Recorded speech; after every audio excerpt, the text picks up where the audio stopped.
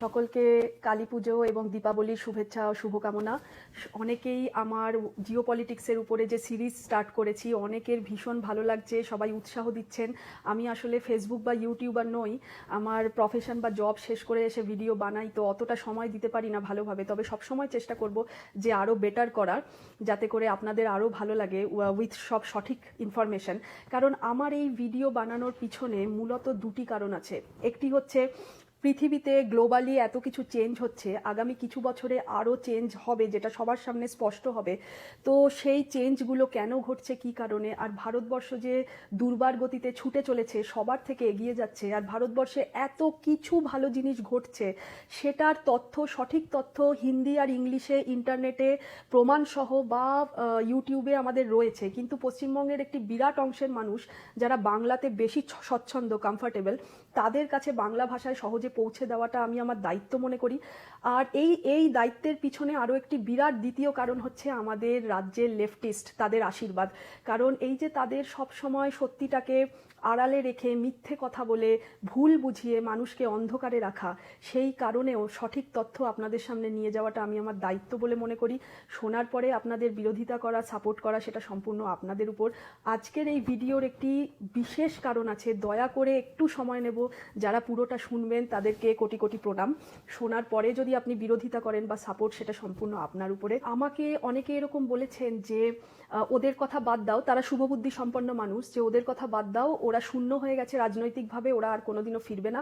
তো ওদের কথা বলে কোনো লাভ নেই। আজকের দিনের পশ্চিমবঙ্গ সরকার যে দুর্নীতিগ্রস্ত বা চোর সবাই বলে, আমরা সবাই জানি বা মানি, কারণ তার প্রত্যেক মুহূর্তে তার প্রমাণ পাওয়া যাচ্ছে। এই যে আজকের দিনে পশ্চিমবঙ্গের যে অবস্থা, যার কারণে আজকের সরকার বা যে কোনো দুর্নীতি সরকারই, তাদের দুর্নীতিগ্রস্ত সরকার, তাদের সুবিধা হবে সেই রক্ত মাংস খুঁটে খেতে, সেই অবস্থায় পশ্চিমবঙ্গকে পৌঁছে দিল কে?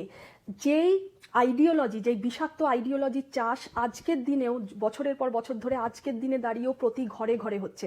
আমার ঘরের ছেলে, আপনার ঘরের ছেলেরা যারা কোনোভাবে রাজনৈতিকভাবে যুক্ত নয় কোথাও, তাদেরকেও পরোক্ষভাবে ব্রেন ওয়াশ করা হচ্ছে, ট্রেনিং দেওয়ানো হচ্ছে এই বলে যে ধর্ম কি ভাত দেয়। তাদের সকলকে আমার উত্তর যে ইয়েস, ধর্মই ভাত দেয়। কারণ ধর্ম ড্রাইভস ইকোনমি, ইকোনমি আমাদের ঘরে ভাত যোগায়। সেটা কিভাবে? একমাত্র আমাদের ধর্ম, হিন্দু ধর্ম, যার বেস ভারতবর্ষের কালচার হেরিটেজ, সেই 1 থেকে 1700 সাল অবধি যা ছিল মন্দির কেন্দ্রিক ইকোনমি, যেটা আজকের দিনেও সাইন্টিফিক্যালি সাস্টেনেবল, যেটা প্রুভেন, সেই এক একটি মন্দিরকে ঘিরে যে ইকোনমি গড়ে উঠতো, সেই ইকোনমি দিয়ে হাজার হাজার মানুষের ভাত আসতো, সংসার চলতো।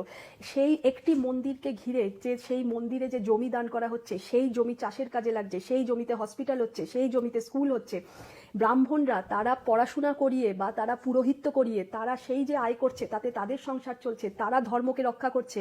ক্ষত্রিয়রা নিজেদের রক্ত দিয়ে ধর্ম, মন্দির, সাম্রাজ্যকে রক্ষা করছে। ক্ষত্রিয় রাজারা নিজেদের ধন রত্ন, সোনা দানা সমস্ত কিছু অনেক বিরাট অংশে মন্দিরকে দান করছে। বৈশ্যরা তারা ব্যবসা করে ব্যবসার একটি বিরাট অংশ মন্দিরকে দান করছেন, তারা ধর্ম রক্ষা করছেন। যারা শূদ্র ছিলেন, তারা লেবার্স এবং সার্ভিস প্রোভাইডার্স, তারা তাদের কাজের মাধ্যমে ধর্ম রক্ষা করছেন। এক একটি মন্দিরকে ঘিরে সেই মন্দিরের স্থাপত্য, শিল্পকলা, সেই মন্দিরের পূজা পার্বণ, প্রত্যেকটি পূজার সামগ্রী। আমরা 12 মাসে 13 পার্বণ আমরা কেন বলি? আমরা উদযাপন, আমরা আলোর উদযাপন করি, আমরা শক্তির আরাধনা করি। সেই সমস্ত উদযাপন উৎসবকে ঘিরে যে একটা বিরাট ইকোনমি, সেই ইকোনমি, সেই যে গড়ে ওঠে, সেটাই কিন্তু একটি দেশকে ড্রাইভ করে। খুবই আশ্চর্য আর অদ্ভুতভাবে আমাদের হিন্দু ধর্মশাস্ত্রই আজকে রামায়ণ, মহাভারত, গীতা, প্রত্যেকটি গ্রন্থ ঘটনা আর তার ফলাফল দেখিয়েছে। অনেক ঘটনার সমন্বয়, প্রত্যেকটি ঘটনা যেটা যেটা দেখিয়েছে, যেটা পড়িয়েছে, শিখিয়েছে আমাদের, তা এটাই প্রমাণ করে অসত্যের উপরে সত্যের জয়, অশুভর উপরে শুভর জয়, আর অন্যায়ের উপরে ন্যায়ের জয়। এর মানে সবার উপরে মনুষ্যত্বের জয়। এই শিক্ষা, যেটা আমাদেরই শিক্ষা, আমাদের ধর্মের ফাউন্ডেশন, সেটাকেই এরা ইউজ করেছে, নিজেদের মতো করে মডিফাই করেছে, ওই একই কথা ইউজ করে যে সবার উপরে মানুষ, সবার রক্ত লাল, এই বলে আপনার আর আমার ঘরের ছেলেদেরকে প্রথমে ঘর থেকে টেনে বের করেছে। তারপরে সেই ট্রেনিং বদলে গিয়ে, বদলাতে বদলাতে প্রতি মুহূর্তে তাদেরকে শেখানো হয়েছে যে কিভাবে নিজের ধর্মকে ছোট করবে, কুসংস্কারাচ্ছন্ন বলবে। সব থেকে হাস্যকর বিষয়, এই দুর্গাপুজো, কালী পুজো সমস্ত উৎসবকে ইউজ করে, উদযাপনকে উৎসব বানিয়ে সেটাকে ইউজ করে নিজেদের ব্যবসা করছে। সেই দিনে সিনেমা লঞ্চ হচ্ছে, সেই দিনে গানের ক্যাসেট লঞ্চ হচ্ছে, গানের ব্যান্ড লঞ্চ হচ্ছে, তাদের ঘরেও টাকা ঢুকছে, অথচ এইটাকেই ইউজ করা হচ্ছে, অথচ এই মা দুর্গা মা কালীর পূজাকে কুসংস্কারাচ্ছন্ন ছেলেদের শেখানো হচ্ছে। এমনভাবে তাদের মাথা ব্রেন ওয়াশ করে দেওয়া হচ্ছে যে প্রতি মুহূর্তে নিজের মা ঠাকুমা, নিজের পূর্বপুরুষ, মা ঠাকুমারা যে পূজা অর্চনা করতেন, নিজের পূর্বপুরুষ যারা যুগ যুগ ধরে নিজের রক্ত দিয়ে বলিদান দিয়ে ধর্মকে বাঁচাতে বাঁচাতে বাঁচাতে বাঁচাতে আজকে এই জায়গায় এসছে, প্রতি মুহূর্তে তাদেরকে অপমান করা শেখাচ্ছে, তাদেরকে কুসংস্কারাচ্ছন্ন বলা শেখাচ্ছে, তাদেরকে অস্বীকার করা শেখাচ্ছে। আমরা আলোর পূজা করি, আমরা শক্তির আরাধনা করি, সেই জন্যই আমরা বলি সত্যই শিব আর শিবই সুন্দর। আমাদেরই ধর্ম শিখিয়েছে যে ন্যায় অসত্যের উপর সত্যের জয়, অন্যায়ের উপরে ন্যায়ের জয়। আমাদের ধর্মই শিখিয়েছে যে সত্যকে শিব রূপে পূজা করো, প্রকৃতিকে শক্তিকে মা দুর্গা রূপে পূজা করো, অশুভর বিনাশকে মা কালী রূপে পূজা করো। একটি বিদেশি আইডিওলজি সেটাকে এখানে এনে ধার করে মডিফাই করে দিয়ে, যেই আইডিওলজি বিদেশে অন্যভাবে চলে, কিছু বছর আগে গজিয়ে ওঠা একটি আইডিওলজি বিদেশে অন্যভাবে চলে, সেটাকে মডিফাই করে দিয়ে আমাদের রাজ্যে ঢুকিয়ে তাদের একমাত্র টার্গেট হচ্ছে প্রতি ঘরের ছেলেদেরকে এটা শেখানো, হিন্দু ঘরের ছেলেদের, যে তোমার ধর্ম কুসংস্কারাচ্ছন্ন, তোমার ধর্ম নোংরা, তোমার ধর্ম খারাপ।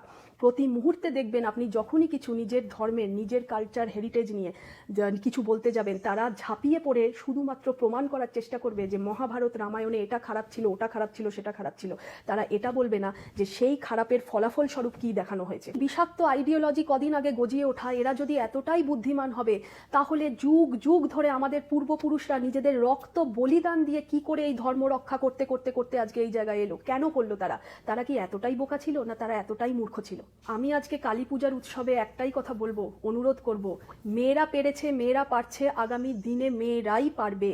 কারণ মেয়েরাই যদি চায় তাদের পরবর্তী জেনারেশনকে এমনভাবে তৈরি করবে যে কেউ যদি তাদের কানের সামনে এসে বলে ধর্ম কি ভাত দেবে, তখন সে পাল্টা ঘুরে বলবে শুধু ভাত নয়, ডাল মাছ মাংস সবই দেবে, এবং তার যুক্তিযুক্ত প্রমাণ এবং তার যুক্তি সহকারে তাকে বোঝাবে।